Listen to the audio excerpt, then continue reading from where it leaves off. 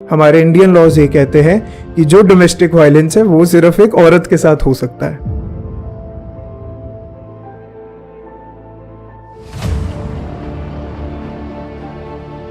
हमारे इंडिया में ऐसा मतलब ना होने का रीजन क्यों है?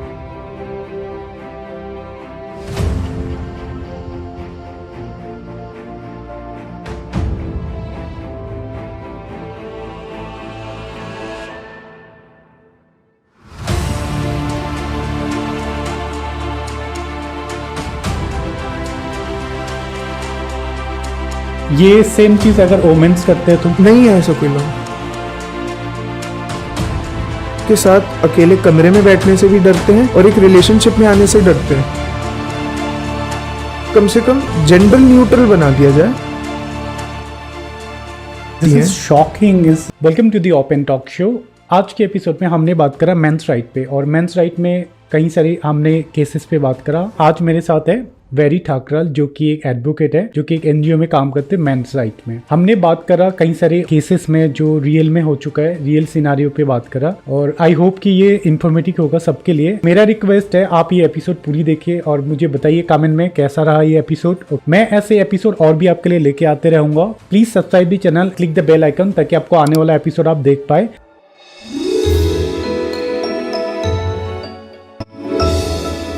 Hi Very, welcome to the Open Talk Show.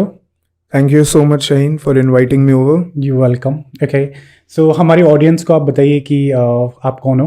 Okay, what do you do? My name is Barry Thukral and I'm a men's rights activist, and we have our own NGO known as Ekam Nyay Foundation, and we work with those men who are falsely accused of either rape cases or marital disputes or any other such false cases. So we help them. Okay, great.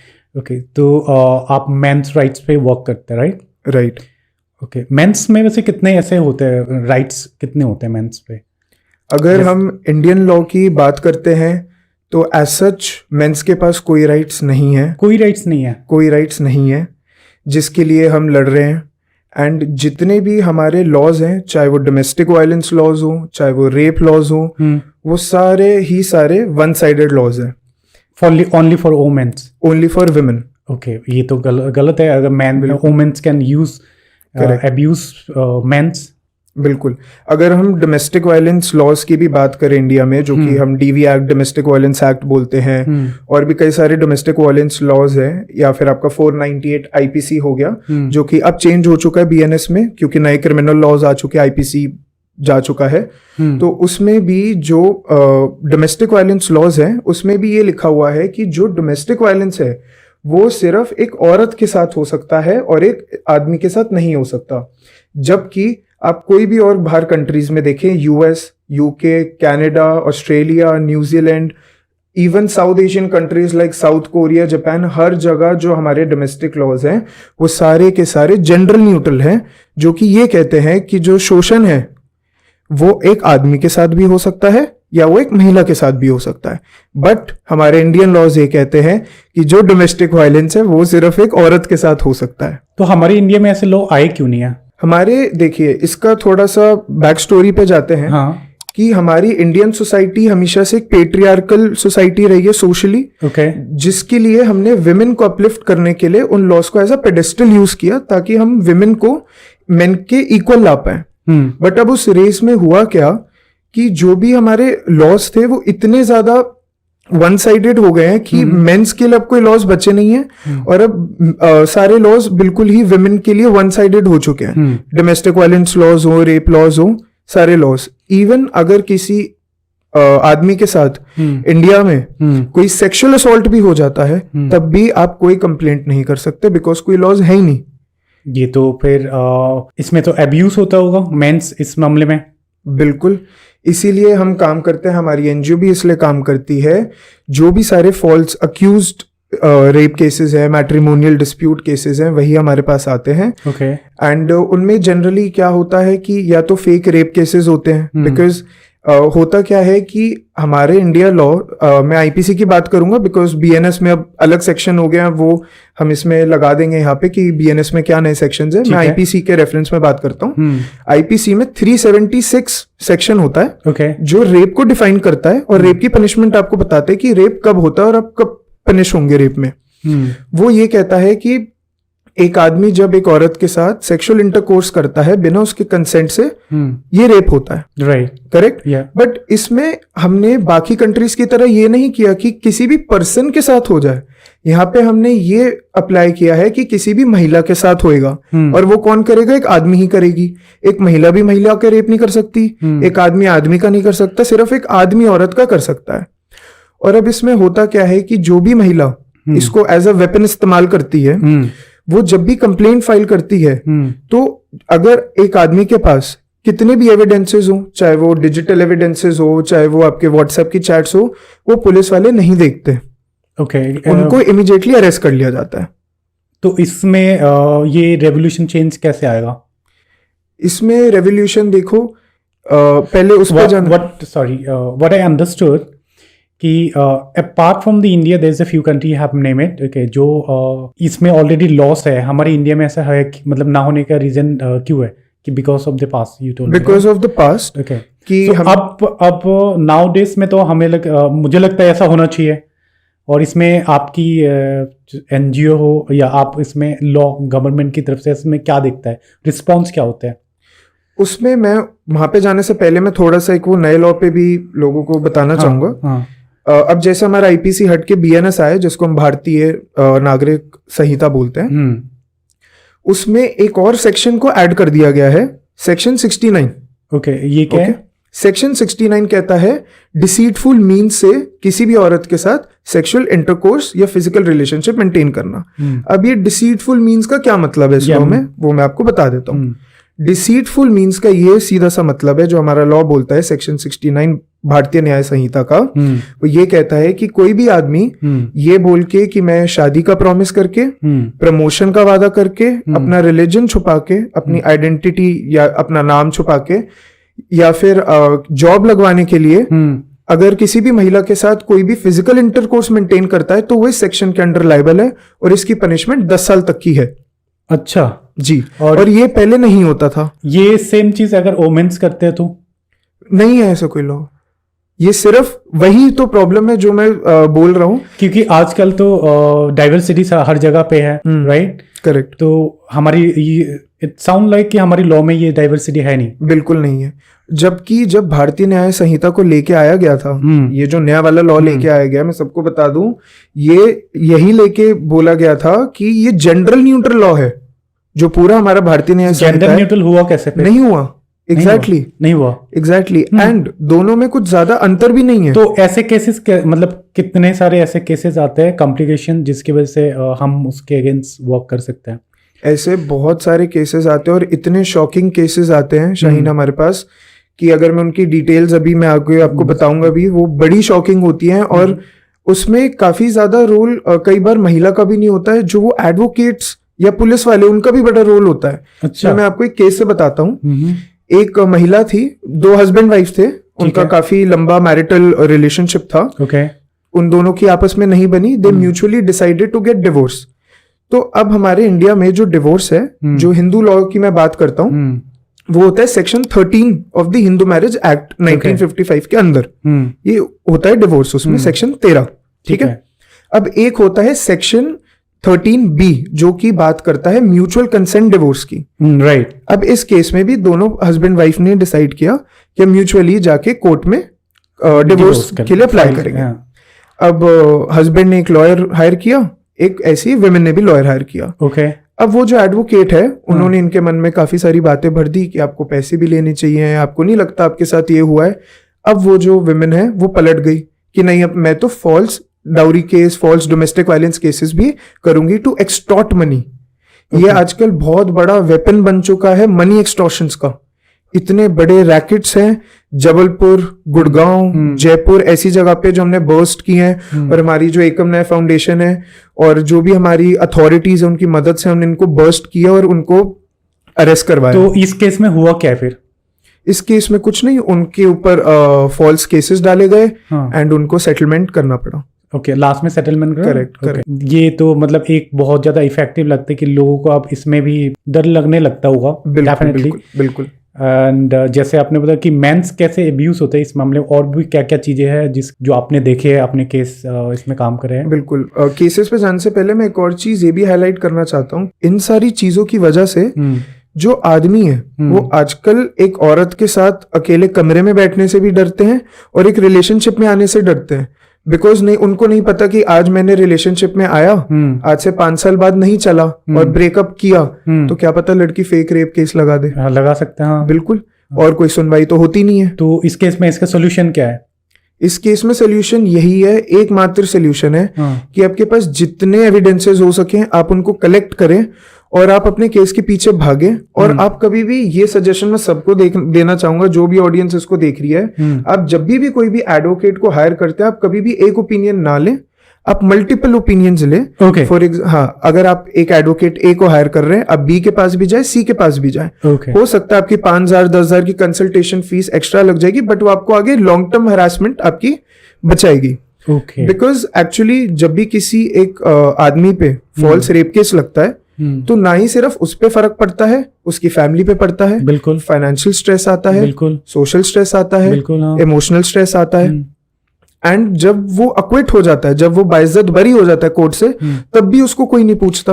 लेकिन media, जब वो बंदा के ऊपर case file होता है, तो media पहले ही अपनी सुनवाई दे देती है कि इसने रेप किया ही होगा। अच्छा।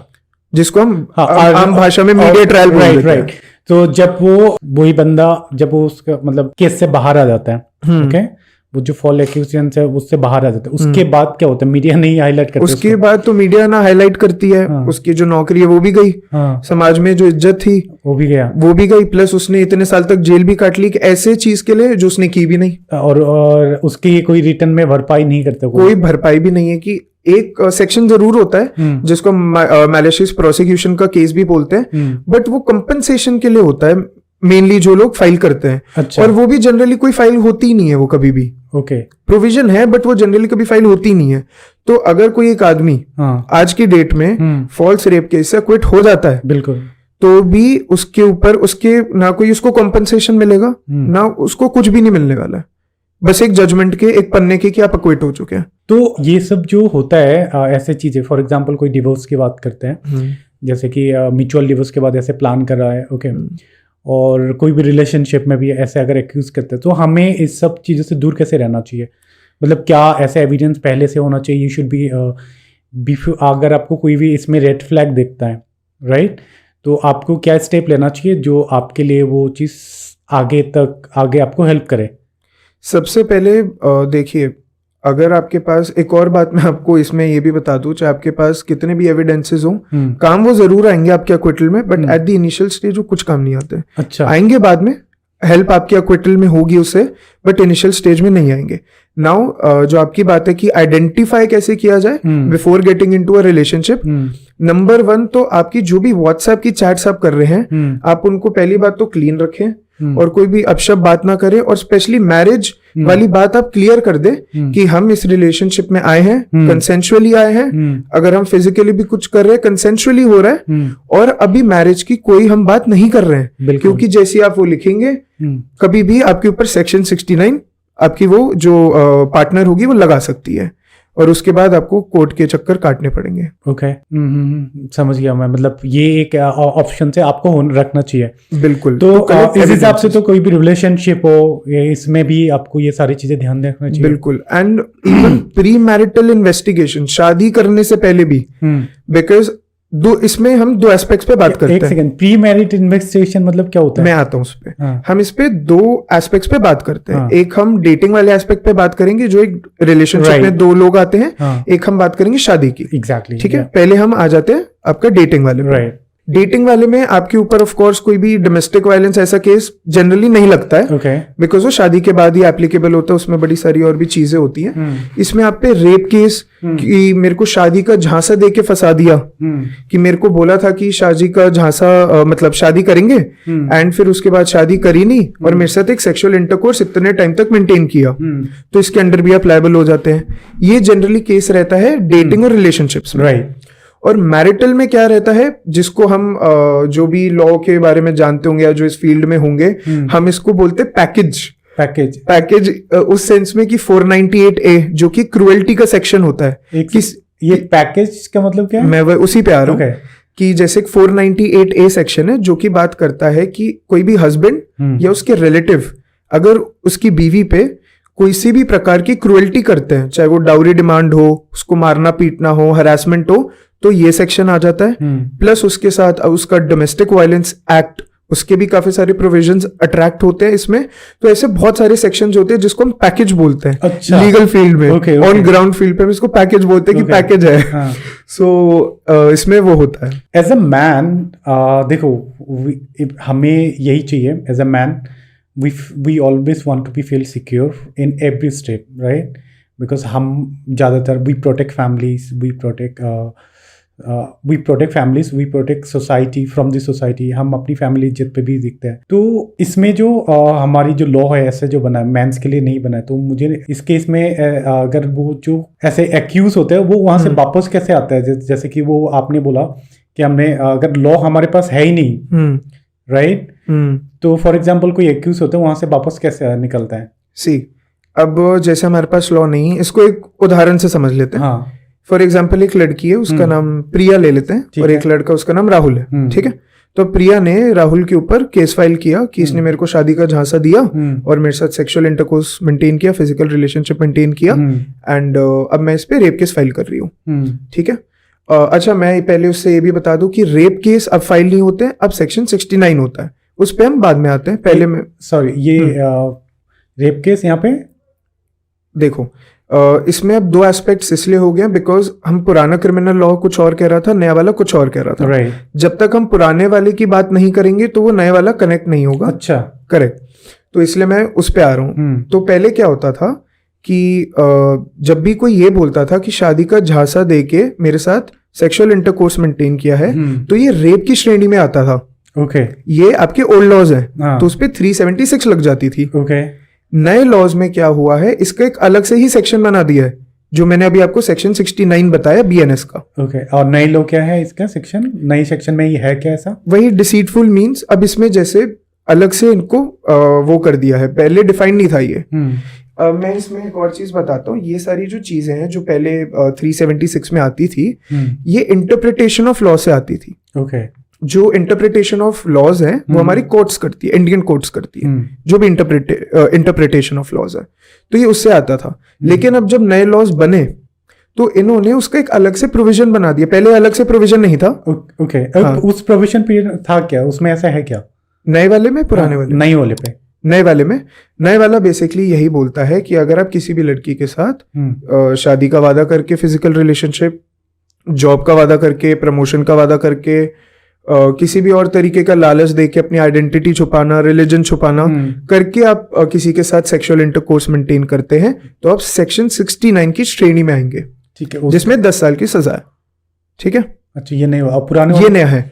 जो पुराना वाला है उसमें क्या होता था, क्योंकि पहले हमारे पास ऐसे अलग से कोई लॉ नहीं था, ठीक है, तो कोर्ट्स क्या इंटरप्रेट करती थी कि अगर कोई भी फॉल्स ये प्रीटेक्स्ट ऑफ मैरिज हुआ है या फिर प्रीटेक्स्ट ऑफ मैरिज पे रेप हुआ है, तो वो रेप की श्रेणी में उसको करते थे। अब वो रेप नहीं कहलाता, अब वो सेक्शन 69 के अंडर आता है कि वो डिसीटफुल मींस, मतलब आपके इरादे गलत थे, पहले वो उसको रेप मान लेते थे।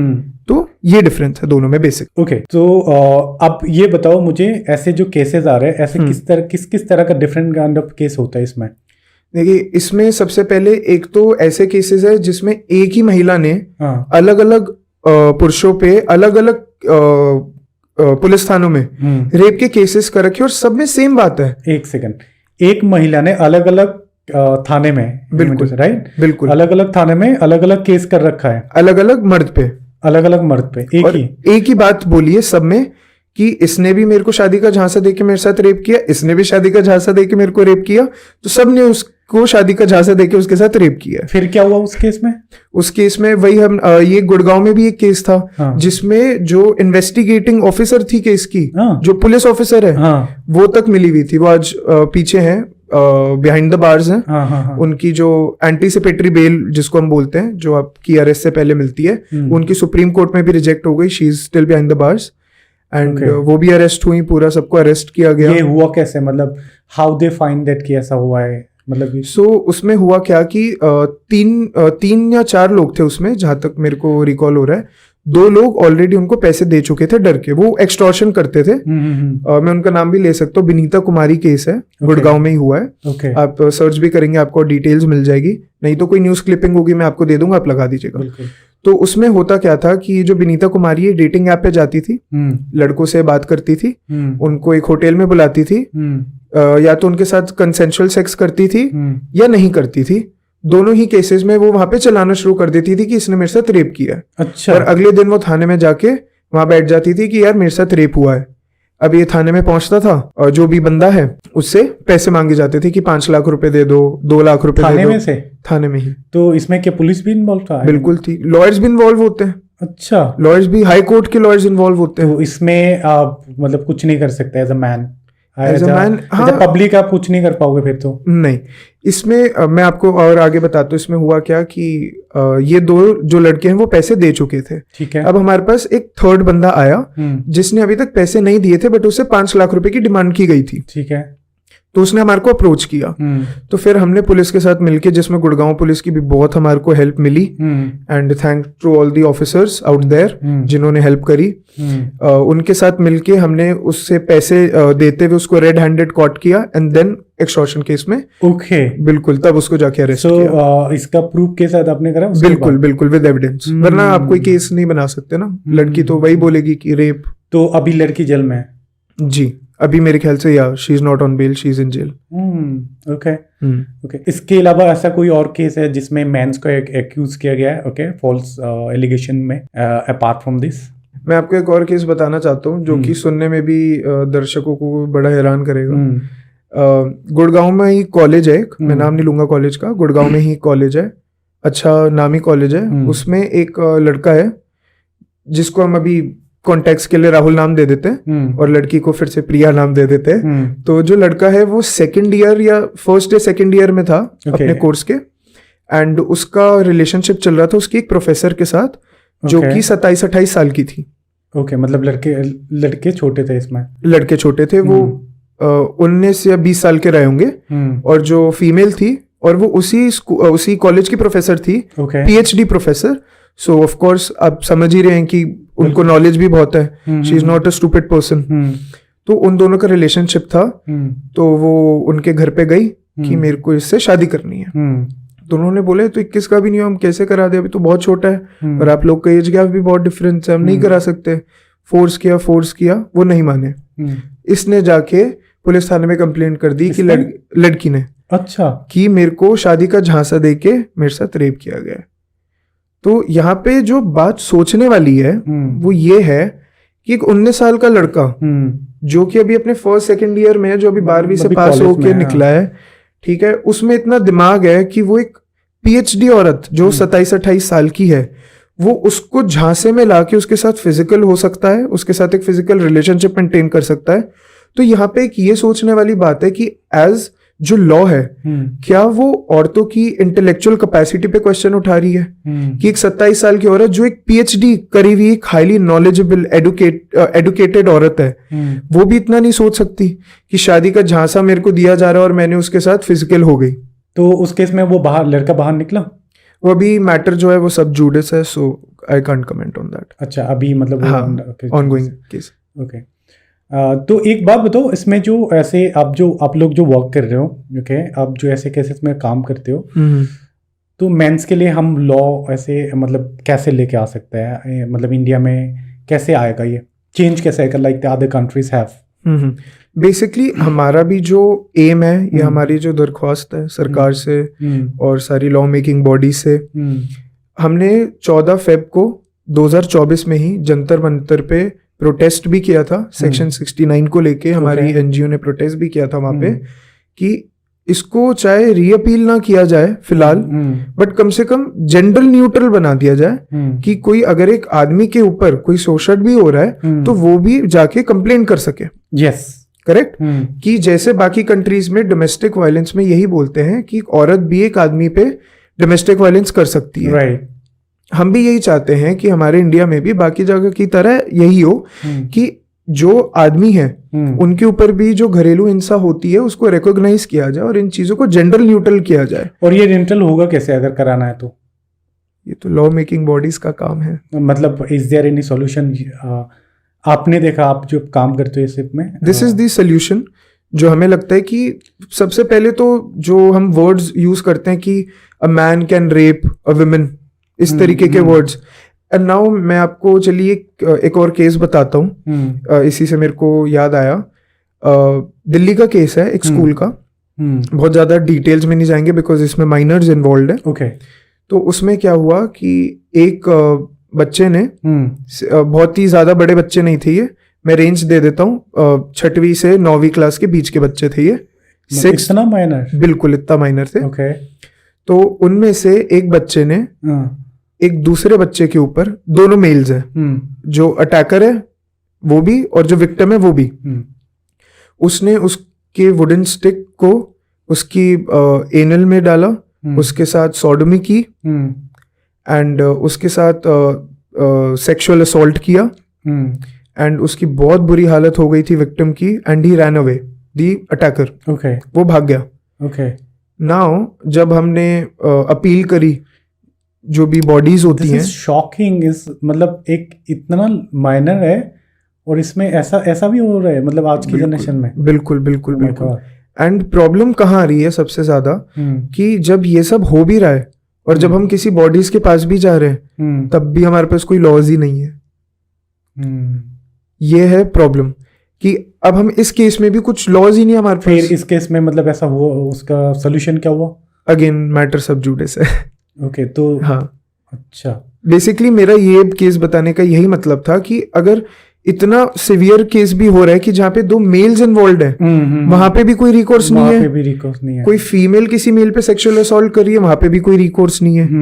मतलब कोई रिकोर्स नहीं है। So, एज अ मैन हमें क्या क्या चीजों में, एज चाहे वो मैरिज लाइफ पे हो और how we can feel safe on this situations, अगर होता है हम कैसे अपने आप को सेफ रखें?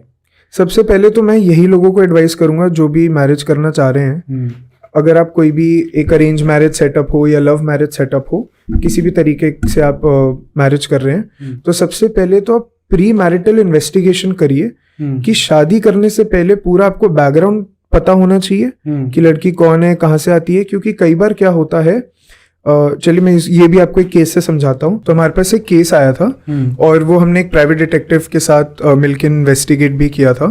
तो उसमें जो मेल पार्टनर थे वो 23 इयर्स ओल्ड के थे और जो फीमेल थी वो 32 इयर्स ओल्ड की थी and they both wanted to get married. Okay.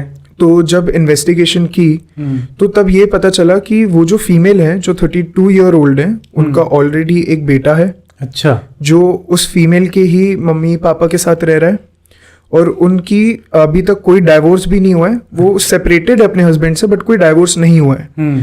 तो ये सारी चीजें जब हमने उस फैमिली को बताई इन्वेस्टिगेट करके कि ये है, सो वो फैमिली भी बहुत शॉक थी कि हमारे को तो बहुत ही अलग बताया था और हमारे को बहुत जल्दी कर रहे थे कि अभी शादी कर लो, अभी शादी कर लो। फिर हमने उस लड़के को भी समझाया कि ऐसे केसेस हो रहे हैं तो अब मत करो, बिकॉज ऐसी मैरिजेस कभी भी लास्ट नहीं करती है। या तो ऐसी मैरिजेस एक्सटॉर्शन में रिजल्ट करेंगी या तो कोई बहुत ही बुरा इम्पैक्ट आता है। ऐसे ही एक केस मैं आपको और बताता हूँ, पंजाब से हमारे पास आया था, अमृतसर से आया था, जहां तक मुझे याद है अमृतसर ही था। वहां पे एक बच्चा था 18 साल का, जस्ट 18 हुआ होगा वो, 1-2 महीने हुए थे उसको 18, और उसकी ना एक बातचीत होने लगी एक लड़की से इंस्टाग्राम के थ्रू, और वो लड़की रही होगी 24-25 साल की। तो अब उसमें हुआ क्या कि वो लड़की उसके पीछे पड़ गई, वो उससे ज्यादा बात नहीं करता था लेकिन वो उसको फोन पे फोन की मिलना है। अच्छा, लड़की पीछे पड़ गई? हाँ, लड़की उसके पीछे पड़ गई। ओके। और एज डिफरेंस भी। so means सॉरी, मतलब मुझे ऐसा लगता है अगर कोई आपके पीछे पड़े तो देयर इज समथिंग एल्स। ये तो बहुत ही बड़ा रेड फ्लैग है, ये भी मैं पॉइंट आउट करना चाहूंगा। बिल्कुल, दैट आई अंडरस्टैंड। बिल्कुल। एंड स्पेसिफिकली एक और बहुत ही बड़ा रेड फ्लैग ये भी है कि अगर आप लोग कभी भी किसी भी महिला से डेटिंग ऐप के थ्रू मिलते हैं या किसी भी सोशल मीडिया से मिलते हैं और अगर वो आपको इंसिस्ट करती है एक पर्टिकुलर जगह जाने के लिए कि नहीं इसी कैफे में चलेंगे या इसी होटल में चलेंगे, आजकल ये रेड फ्लैग है। बिल्कुल हो रहा है, आजकल बहुत हो रहा है, ये न्यूज में भी देखा है मैंने recently. Correct, dating scams. Correct. किस तरह का डेटिंग, मतलब यू हर्ड अबाउट? करेक्ट। इसमें मैंने जो अभी रिसेंटली देखा कि लोगों को फंसाया जाता है डेटिंग ऐप से, मतलब न्यूज़ में देखा था हिंदुस्तान टाइम्स से। तो उसमें क्या है कि अभी रिसेंटली पकड़ा भी गया इन गाजियाबाद में। तो वो मैंने देखा, मैं शॉक हो गया कि ऐसा भी होता है क्या। बिल्कुल होता है। तो ओके, हाँ, थोड़ा इसके बारे में भी आपको बताता हूँ। तो ओके, सो अमृतसर की केस के बारे में बताओ। ये सॉरी, अमृतसर पे आते पहले। तो उसमें उस पे उसने फोर्स किया मिलने के लिए। वो नहीं मिलना चाह रहा था, बट उसने बोला कि चलो ठीक है मिल लेते, अब इतना कोई बोल रहा है। ठीक है। तो वो मिले, उन्होंने टाइम वाइम थोड़ा स्पेंड किया एंड वो उसको ना थोड़ा फिजिकली टच करने लगी उसको, जो कि अनकंफर्टेबल लगा। सो वो वहां से चला गया। Okay. लड़का ने चला गया, लड़का चला फिजिकली। एग्जैक्टली, लड़के को लड़की ने थोड़ा फिजिकली टच किया, बट वो उस इंटेंशन से आया भी नहीं था। तो उसको अनकंफर्टेबल लगा, वो चला गया। ये सब हुआ। तो उसके बाद उसने, लड़की ने उसके घर वालों पे प्रेशर किया कि मेरे को इससे शादी करवाओ, अब नहीं करवाओगे तो मैं ये कर दूंगी वो कर दूंगी। उसने अभी तक केस किया नहीं था, बट पुलिस में कंप्लेंट वगैरह दे दी थी, और बहुत सारे उनके पेरेंट्स को भी पुलिस के चक्कर काटने पड़े थे एंड बहुत सारी चीजें हुई उसमें। And at the end of the day उस लड़के को 18 होते हुए, जो कि इंडिया में लीगल एज नहीं है शादी की लड़कों के लिए। ठीक है, इंडिया में लड़कों के लिए 21 साल से ऊपर है, 21 या 21 से ऊपर, लड़कियों के लिए 18 या 18 से ऊपर है लीगल एज शादी करने के लिए। तो लड़का ना लीगल होते भी उसको शादी करनी पड़ी, एंड उसने शादी करी एंड उसको उसके साथ रहना पड़ा। और वो फोटोज और वीडियोस वहां से छुप छुपा के भेजता था कि कैसे उसको टॉर्चर किया जा रहा है, कैसे उसको मारा पीटा जा रहा है। लड़के को लड़की के द्वारा जो हम बात करते हैं ना, जो शादी हुआ वो तो लड़की, जो लड़की है, लड़की का लड़के का घर गया, ससुराल में नहीं गए।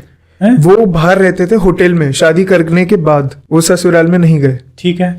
तो वो जो अब उसमें क्या था, उसके लड़के के जो माँ बाप है वो अपने घर पे हैं। अब ये इस लड़के की उस लड़की से शादी हो गई है। अब ये दोनों शादी करने के बाद एक होटल में रह रहे हैं। ठीक है।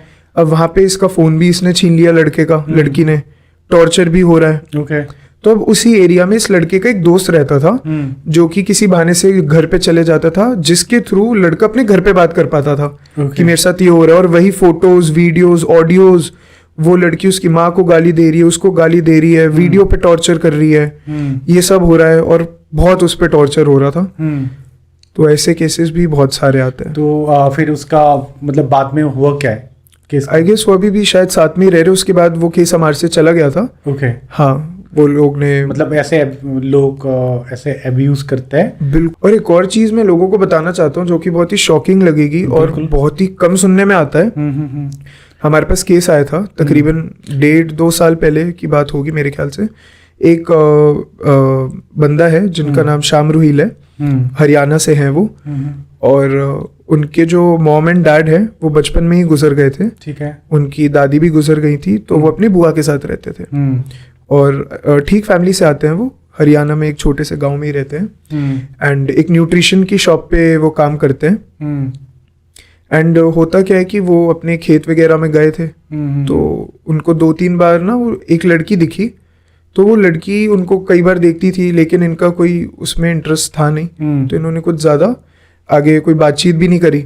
लेकिन ऐसे कर के दोनों की दोस्ती हो गई। ठीक है।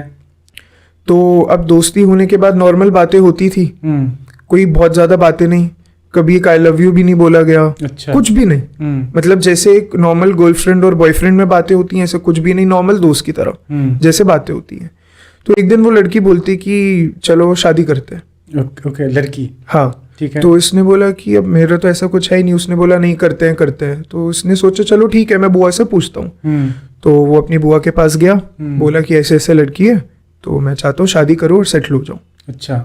बुआ ने बोला ठीक है, मैं देखता हूँ। तो आजकल भी जो हमारे रूरल एरियाज हैं, छोटे शहर हैं, छोटे गांव हैं, Tier 2 सिटीज, Tier 3 सिटीज में ज्यादातर आज भी क्या होता है, शादी से पहले जैसे मैं अभी बैकग्राउंड चेक की बात कर रहा था, तो वैसे वहां पे रिश्तेदारों से जनरली पूछते हैं कि ये लड़की है जी, इस बिरादरी की है, कैसी है। ये आज भी वहां पे होता है। बिल्कुल। तो बुआ ने भी उनकी ये किया।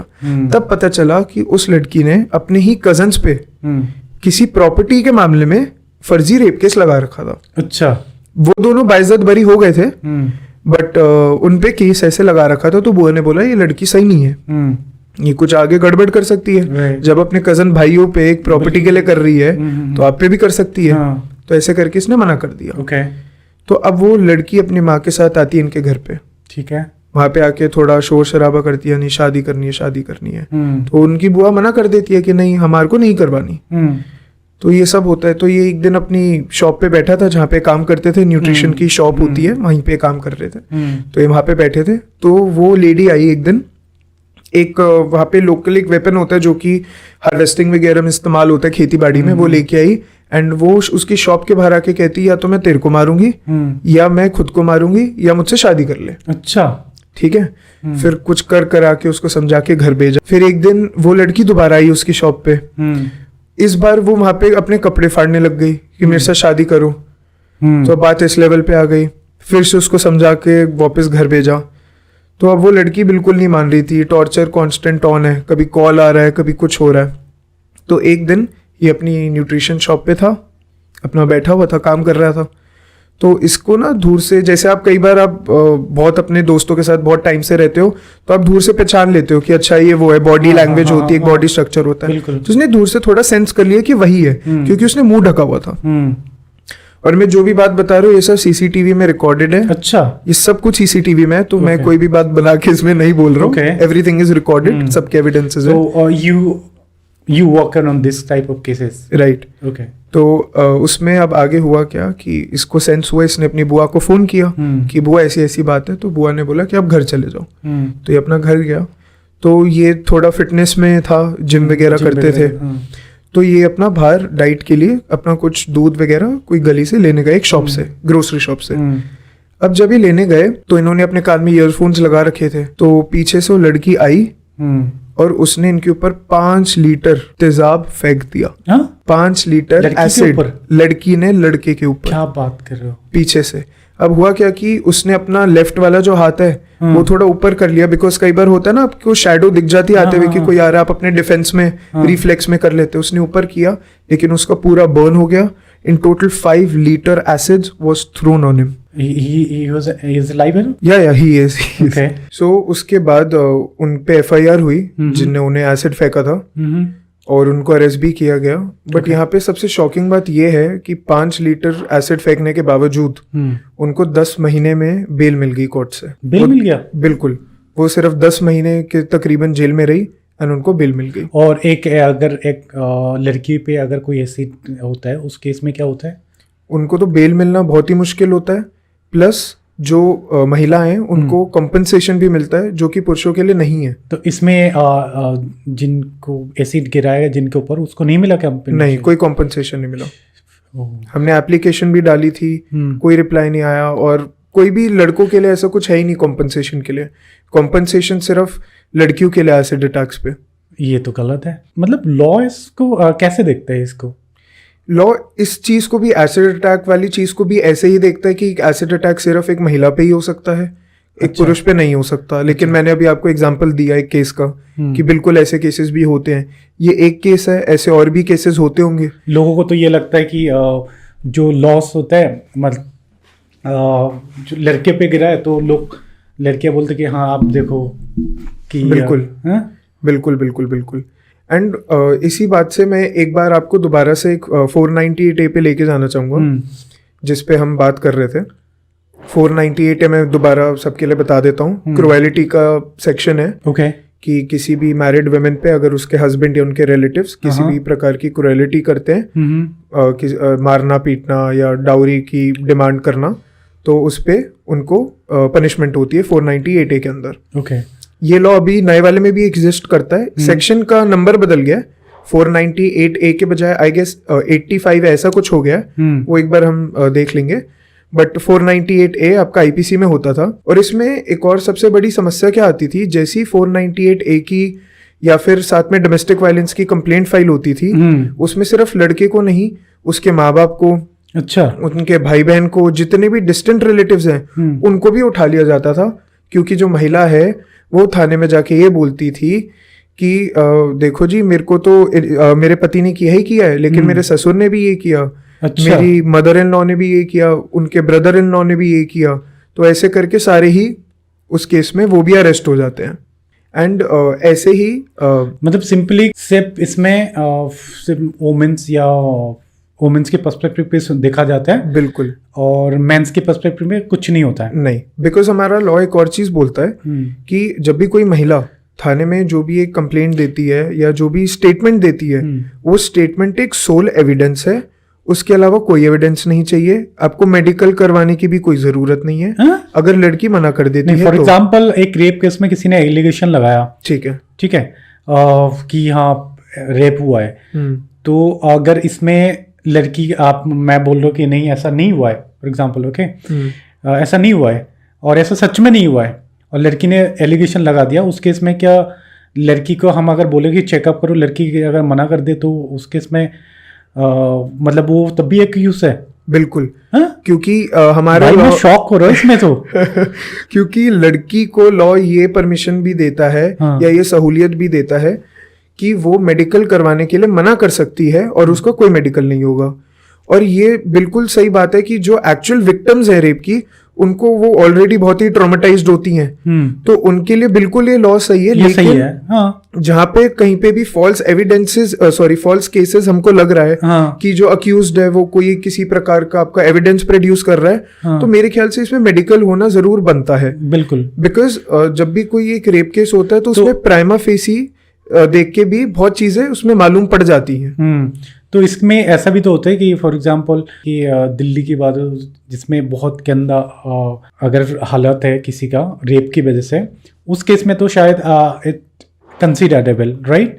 And what about the next another जो है जो फॉल्स वाला है उसमें तो सबसे पहले वुमेन्स की तरफ से सिर्फ एलिगेशन है, तो उस केस में तो चेकअप होना चाहिए। बिल्कुल होना चाहिए, उसमें केस में चेकअप नहीं होता। ऐसे केस क्या सुप्रीम कोर्ट में नहीं आता है? बिल्कुल आते हैं। तो वहां पे जो फाइनल ऐसे केस को देखिए, हमारा जो कोर्ट सिस्टम इंडिया का वो एक हायरार्की में चलता है। सबसे पहला आपकी जो है केस वो आपका डिस्ट्रिक्ट कोर्ट में जाएगा, then it goes to the high court, then it goes to the supreme court. I am talking with the supreme court. ऐसे केस तो होता होगा कि कई सारे केस सुप्रीम कोर्ट तक भी जाता है। इसमें मैं आपको एक और पर्सपेक्टिव भी देता हूँ। जो भी केसेस सुप्रीम कोर्ट में जाते हैं, सारे लोग अफोर्ड नहीं कर सकते सुप्रीम कोर्ट तक जाना, because it is not a very easy and very financially burdening process. तो मतलब ये भी ये सुप्रीम कोर्ट में हर कोई नहीं जा सकता, एक आम आदमी? देखिए, बिल्कुल एज पर लॉ हर कोई जा सकता है, बट मैं ग्राउंड रियलिटी की अगर बात करूं फाइनेंशियली, और ये हर कोई नहीं जा सकता सुप्रीम कोर्ट, और ना जाते हैं। अच्छा, बिल्कुल। मतलब अगर सुप्रीम कोर्ट में आप जाते हो तो आपके पास बैकअप होना चाहिए फाइनेंशियली, स्पेशली थोड़ा बहुत। बिल्कुल। अब जैसे फॉर एग्जांपल मान लीजिए एक आदमी है जिनके फादर कोई बहुत ही हम्बल बैकग्राउंड से आ रहे हैं, वो लोग जैसे कोई फ्रूट सेलर हो गए, कोई रिक्शा पुलर्स हो गए। अब उनको सुप्रीम कोर्ट तक जाना तो बहुत ही उनके लिए मुश्किल हो जाता है, बिकॉज फाइनेंशियली एक बहुत ही बर्डनिंग प्रोसेस है। और प्लस ऐसे लोगों के सोशली जो उनका जो एनवायरनमेंट रहता है, वहां पे ये चीजें वैसी बहुत ही टाबू है कि रेप का केस लगा है, चाहे असली केस है या फेक केस है, वो उनको उससे कोई मतलब नहीं है। रेप का केस लगना is a very big taboo still in tier 2, tier 3 cities and even in tier 1 cities. तो एक वो भी एक फैक्टर आ जाता है। और अब इसमें होता क्या है, जैसे 498A की बात कर रहे थे, क्रुएलिटी वाले की, उसमें भी क्या होता है, जब आपका अरेस्ट किया जाता है कोई इन्वेस्टिगेशन नहीं होती, कुछ नहीं होता, चाहे आप कितने भी एविडेंस कर दो, आप डायरेक्ट अरेस्टेड हो। लेकिन 2014 में Arnesh Kumar versus state of Bihar की एक जजमेंट आई थी सुप्रीम कोर्ट की। उसमें ये बोला गया था, गाइडलाइंस दी गई थी कि अरेस्ट किन किन सिनेरियोज में करना है, कैसे कैसे करना है। तो ऐसे किन किन सिनेरियो में करना होता है? उसमें बहुत सारे प्रोसेसेस हैं, हम ऑडियंस के लिए एक बार डिस्क्रिप्शन में भी लगा देंगे, वो बहुत लेंथी हो जाएगा, उसमें काफी चीजें हैं, फैक्टर्स हैं, लेकिन वो ग्राउंड रियलिटी पे वो फॉलो नहीं होता। अच्छा। सुप्रीम कोर्ट के जजमेंट के बावजूद, सुप्रीम कोर्ट के गाइडलाइंस के बावजूद वैसे अरेस्ट नहीं होते। अभी भी डायरेक्ट अरेस्ट कर लिया जाता है, जबकि सुप्रीम कोर्ट ने यही बोला था कि आप पहले इन्वेस्टिगेट करें, प्राइमा फेसी देख के आपको जो भी केस में लग रहा है, लेकिन तब भी वो नहीं होता इन्वेस्टिगेशन, वो सीधा अरेस्ट ही होते हैं और सारे लोगों को अरेस्ट कर लिया जाता है। So, इसमें सबको अरेस्ट कर लेते हैं जिनका रोल हो ना हो, राइट? बिल्कुल, जिनका भी नाम उन महिला ने FIR में या कंप्लेंट में लिखवाया हुआ है, उन सबको ही अरेस्ट कर लेते हैं। इसका कोई प्रोसीजर नहीं है कि हाँ? प्रोसीजर दिया गया है, जैसे मैंने अभी आपको बताया, नहीं फॉलो होता है। बिल्कुल, वो ग्राउंड रियलिटी पे फॉलो आजकल भी नहीं होता है। कई पुलिस स्टेशंस में हो रहा है, बट मोस्टली केसेस जो हमारे पास आ रहे हैं, जो हम देख रहे हैं, उनमें ये चीजें फॉलो नहीं होती हैं। नहीं होता है, करेक्ट। ओके। एंड इसमें मैं आपको एक और एंगल की तरफ लेके जाना चाहूँगा जो कि आजकल बहुत ही बड़ा एक इशू है, जो है पेरेंटल एलियनेशन का। पेरेंटल एलियनेशन होती क्या है? पेरेंटल एलियनेशन वो होती है जब एक पेरेंट को अपने बच्चे से नहीं मिलने दिया जाता। ओके। अब इसके कई सारे केसेस आते हैं। मतलब इसका रीजन क्या होता है? सो बेसिकली ये लॉ में है? नहीं, ये लॉ में नहीं है। इसमें जनरली क्या होता है कि जो फीमेल्स हैं वो जनरली जब कस्टडी में बच्चे को लेती हैं वो उनके फादर से उनको मिलने नहीं देती। अच्छा। तो बेसिकली उनको एलियनेट कर लेती है अपने पेरेंट से, उनके दूसरे पेरेंट जो कि फादर है इस केस में। तो पेरेंटल एलियनेशन का ये सिंपल मतलब है। अब हमारा जो लॉ है वो ये कहता है कि अगर जो बच्चा है इधर अ मेल और अ फीमेल, वो अगर 5 साल से नीचे है तो उनकी absolute custody will go to the mother. अच्छा, ठीक है। अगर उससे ऊपर है तो आप देख सकते हैं, वो कोर्ट पे डिपेंड करता है कि वो फादर को देंगे या मदर को देंगे। This is by law. But जो एक्चुअल प्रैक्टिकलिटी में होता है वो ऐसा नहीं होता। मदर्स को ही ज़्यादातर कस्टडी दी जाती है और ऐसे ही मदर्स एलियनेट हो जाती हैं। अब इसमें प्रोसीजर क्या है कि फादर अब कैसे मिलेगा अपने बच्चे से, तो उनको विजिटिंग राइट्स दिए जाते हैं। ओके। विजिटिंग राइट्स वो होते हैं कि आपको कोर्ट का ऑर्डर मिलता है कि मान लो हर संडे आप अपने बच्चे के साथ 2 घंटा यहाँ पे बिता सकते हैं। ठीक है। ये किस सिनारियो में बात होगी? मतलब कोई बच्चा अगर जेल में होता है? नहीं। सो बेसिकली फॉर एग्जांपल कोई डिवोर्स की प्रोसीडिंग चल रही है। ओके। ठीक है, वहाँ से लेते हैं थोड़ा कि डिवोर्स की प्रोसीडिंग चल रही है और जो फीमेल है उन्होंने कस्टडी की मांग करी और उनको कस्टडी मिल गई बच्चे की। अब जो फादर है उनको भी बच्चे से मिलना है। राइट। क्योंकि आजकल के टाइम में ऐसा नहीं रह गया है पहले जैसे टाइम पे कि जो बच्चा है उनका और फादर का बॉन्ड नहीं है। आजकल चीज़ें बहुत डिफरेंट हो गई हैं। तो इवन फादर जो है वो भी बहुत ही ज़रूरी है एक चाइल्ड की डेवलपमेंट के लिए। बिल्कुल करेक्ट। तो उनको visiting rights court order grant करती है जिनसे वो विजिट कर सकते हैं अपने बच्चे को, और उस ऑर्डर में लिखा होता है कि आप संडे को इतने बजे से इतने बजे कर लें, सैटरडे को इतने बजे से इतने बजे, वो कोर्ट के ऑर्डर में होता है। For female it could be any time. No, for female के साथ तो है ही ना, वो बच्चा कस्टडी में ही है, वो फीमेल के साथ है। ओके ओके, हाँ करेक्ट। ठीक है, वो फीमेल के साथ रह रहा है बट फादर को विजिटिंग राइट मिल जाता है कि आप जाके बच्चे से मिल सकते हैं इस पर्टिकुलर टाइम और डेट पे ऑर्डर मिलने के बाद। अब इसमें भी क्या होता है, जो फीमेल है वो मिलने नहीं देती है। अच्छा। कोर्ट के ऑर्डर होने के बावजूद नहीं देते हैं, नहीं मिलने देती। वो फादर है वो जाते हैं, वो बहाना मार देते हैं कि बच्चा बीमार है, बच्चा यहाँ गया हुआ है, बच्चा वहाँ गया हुआ है। तो ऐसे केसेस भी आते हैं? बिल्कुल बिल्कुल आते हैं। और कई तो ऐसे केसेस हैं, एक केस है उनका नाम मनोज है, वो इतना स्ट्रगल कर रहे हैं और इतने साल से स्ट्रगल कर रहे हैं अपने बच्चे से मिलने के लिए। उनकी वाइफ उनके बेटे को आउट ऑफ इंडिया लेके जा चुकी हैं और वो बिल्कुल नहीं मिलने देते, और उनके पास जब विजिटिंग राइट्स थे भी तब भी नहीं मिलने दिया जा रहा था उनको। अच्छा। और ऐसे बहुत सारे केसेस है जहाँ पे फादर को अलग कर दिया जाता है बच्चे से और बच्चे का माइंड वॉश कर देते हैं कि ये तो गंदे अंकल हैं, पापा से अंकल बना देते हैं कि ये तो अंकल है, गंदे अंकल है, इनसे नहीं बात करनी। अब जो बच्चा अपने बाप से इतना प्यार करता था उस समय, उसके दिमाग में हो गया, बिकॉज बच्चे को मैनिपुलेट करना कंपैरेटिवली इजी होता है। और इसमें कई महिलाएं पॉक्सो जैसे इतने खतरनाक कानून का, जो कि बच्चों के सेफ्टी के लिए बनाया गया है, उसका इस्तेमाल करती है बाप को बच्चे से दूर रखने के लिए। अच्छा। वो कोर्ट में जाके ये बोलती हैं कि मेरा जो पति है वो मेरी बच्चे के साथ सेक्सुअली गलत असॉल्ट करते हैं, जिसकी वजह से मैं चाहती हूँ कि इनसे दूर रहें। अच्छा। बिल्कुल, जो कि फॉल्स एलिगेशन है ये, जो अगेन फॉल्स एलिगेशन होता है। तो ऐसे पॉक्सो का भी चाइल्ड से दूर रखने के लिए बहुत इस्तेमाल किया जाता है। ओके। तो इसी पूरे कंसेप्ट को पेरेंटल एलियनेशन कहते हैं। और इस पे एक अभी रिसेंटली एक मूवी भी आई है। कौन सी? वो मूवी उड़िया में है। वो उस मूवी का नाम है कुहुडी, KUHUDI, कुहुडी। ओके। मूवी उड़िया में है, वो अनुभव मोहंती जी ने बनाई है। वो एक फॉर्मर मेंबर ऑफ पार्लियामेंट भी रह चुके हैं। ओके। और हम उनसे काफी बार मिल भी चुके हैं। उन्होंने पार्लियामेंट में इस बारे में बात भी उठाई है, मेंस राइट के बारे में, बट अगेन कुछ हुआ नहीं। तो ये मूवी भी देख सकते हैं, बहुत ही इंफॉर्मेटिव मूवी, और लोगों को इंसाइट मिलेगा तो कि हमारी गवर्नमेंट को क्या ये नहीं दिखता है कि ये सब चीज़, इतने केसेस जो होता है, स्पेशली द हाईलाइटेड वन, क्या हमारी सिस्टम में हमारी इसमें चेंज नहीं लाना चाहिए? देखिए, सुप्रीम कोर्ट ने भी बहुत बार बोला है कि जो पार्लियामेंटेरियंस हैं, जो लॉ मेकिंग बॉडीज हैं, उनको इस पे ओवरव्यू करना चाहिए कि कहाँ गलतियां हो रही है और कैसे केसेस सामने आ रहे हैं। उसके हिसाब से केस जो लॉज हैं उनको अमेंड करना जाना चाहिए। सुप्रीम कोर्ट काफी बार बोल चुकी है, कई वेरियस जजमेंट। तो ये होता क्यों नहीं है? नहीं होता, कोई इसको सीरियसली नहीं लेता, बिकॉज अगेन वही माइंडसेट है कि लड़कों के साथ तो कोई हिंसा हो नहीं सकती, हिंसा सारी लड़कियों के साथ ही हो सकती है। तो जहाँ तक मेरा जो ओपिनियन है और जितना मैंने देखा है, it's all about the mindset कि लोगों को लगता है कि लड़कों के साथ कोई हिंसा नहीं हो सकती, सारी हिंसा लड़कियों के साथ ही होती है। और मैं जब ये सारी बातें बोल रहा हूँ, इसका मतलब ये नहीं है कि लड़कियों के साथ हिंसा होती ही नहीं है, बिल्कुल होती है। हाँ। और बिल्कुल नहीं होनी चाहिए।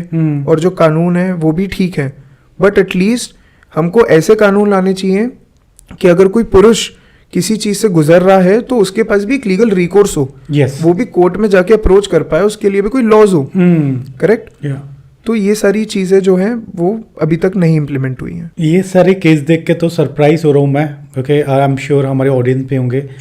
एंड मुझे लगता है कि हमारी गवर्नमेंट इतना है कि कभी ना कभी इस चीज़ को देखेंगे। ओके, और इसमें काम भी करेंगे।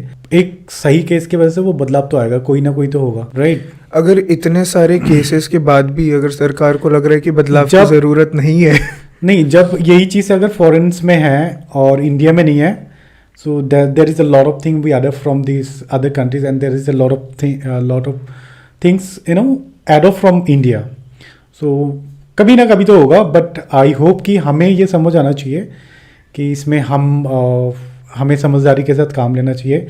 Unfortunately all over the conversation मुझे तो ये लगता है हम कैसे सेफ है एज अ मैन। हम इस केस में तो सेफ नहीं दिखते हैं, बिल्कुल। ओके, क्योंकि अगर आप कहीं सारे आप कमिट भी नहीं कर रहे हो, ओके, आपको एलिगेशंस लगाया जा रहा है और आप उसमें सरवाइव कर रहे हो, मुझे लगता है कि इसके बारे जो आप काम कर रहे हो मुझे अमेजिंग।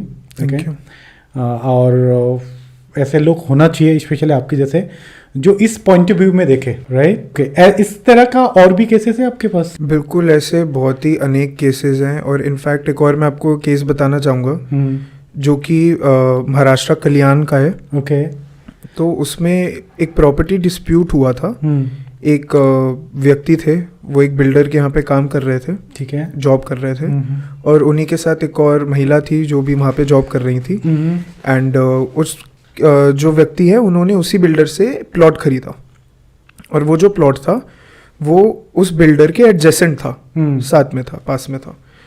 तो अब उन्होंने प्लॉट खरीदा, उन्होंने अपना घर बना लिया और उन्होंने सोचा कि अब मैं भी अपना बिजनेस शुरू करूँगा, और तो उन्होंने नौकरी वगैरह छोड़ दी।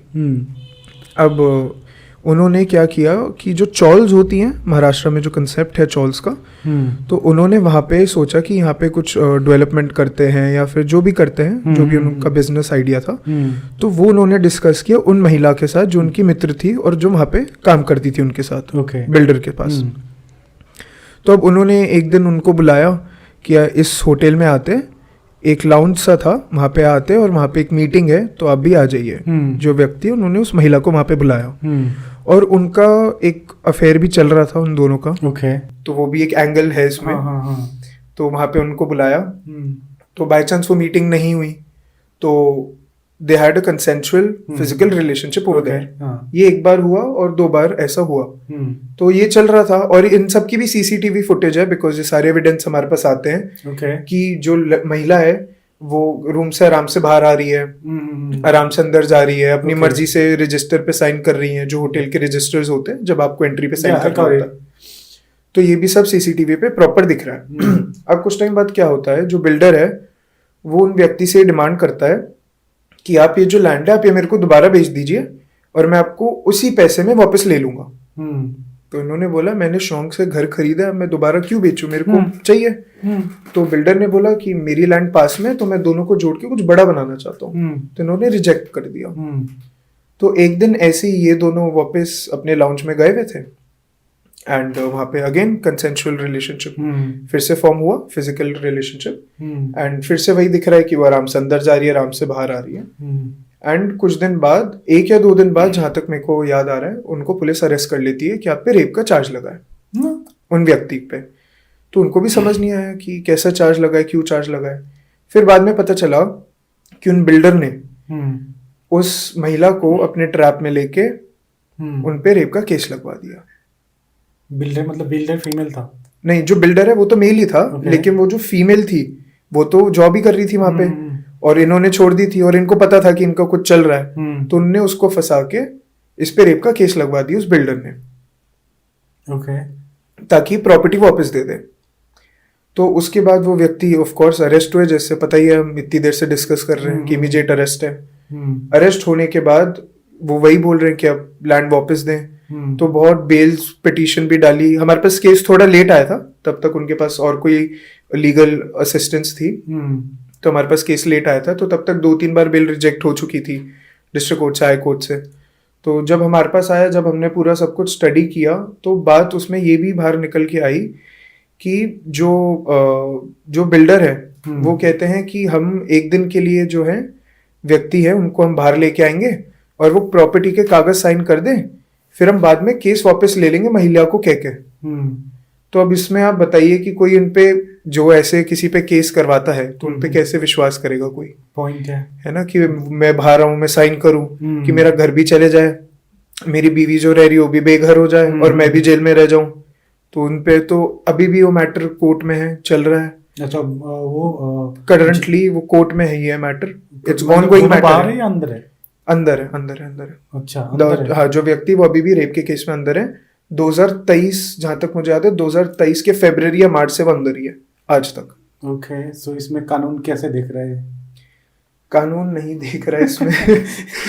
अनफॉर्चुनेटली यही लग रहा है Unfortunately कि नहीं देख रहा कानून यहाँ पे जब आपके पास सारी चीजें हैं, तब भी अगर कोई आपको ये दिखता है कि एलिगेशंस जो है वो फॉल्स एलिगेशंस है, तो उसके बाद भी एक फाइनल जजमेंटल नहीं मिलता।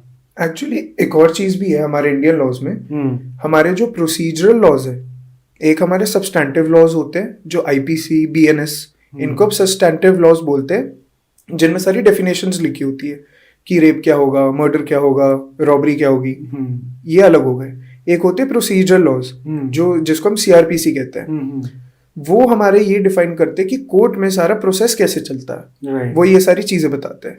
अब वो प्रोसीजर इतना ज्यादा लॉन्ग है, वो इतना लॉन्ग है कि वैसे ही बहुत टाइम लगता है। ऐसे एक और केस है दिल्ली का, एक व्यक्ति थे जिनका नाम अरविंद भारती था, और ये तकरीबन 2017 का केस होगा, एंड उन पे भी फॉल्स डाउरी केसेस और फॉल्स एक्विजिशंस थे, एंड बहुत साल तक वो लड़े कोर्ट में, बट इतना मेंटल ट्रॉमा और इतना मेंटल प्रेशर हो जाता है, financial burden, false dowry case 498A, domestic violence और वही सारा जो केसेस होते हैं, तो वो इतने ट्रॉमेटाइज्ड हो गए कि ही सुसाइडेड।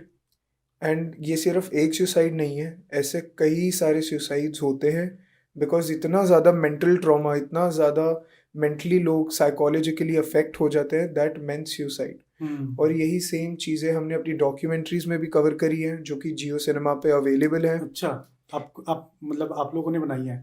करेक्ट, दीपिका नारायण भारद्वाज जी ने डायरेक्ट करी हैं दोनों, जो हमारी फाउंडेशन की वो भी हैं, डायरेक्टर एंड फाउंडर भी हैं। तो एक है मार्टिर्स ऑफ मैरिज एंड दूसरी है India's sons. One is on marital issues and all the disputes, जो अभी हमने बात करी है, and the second one is on false rape cases. So उसमें भी आपको ये वाला केस मिलेगा। और इसमें इन्होंने 23 पेजेस का सुसाइड नोट लिखा था, 23 पेजेस का।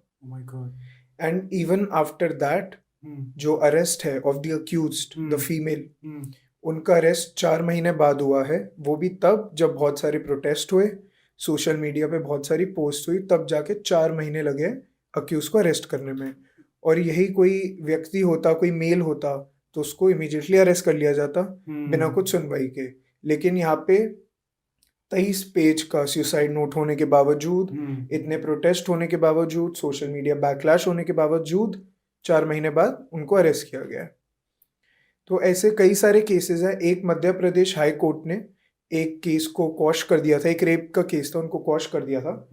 तो उसमें क्या था, 2 व्यक्ति थे, मेल एंड फीमेल, उनका 10 साल का रिलेशनशिप था, not marital relationship, they were dating. तो वो 10 साल का रिलेशनशिप था जो कि टूट गया, एंड उसके बाद 1 साल बाद, ब्रेकअप के 1 साल बाद, लड़की कोर्ट में जाती है, सॉरी पुलिस में जाती है एंड बोलती है कि इसने मेरा 10 साल तक शादी का झांसा दे के रेप किया है।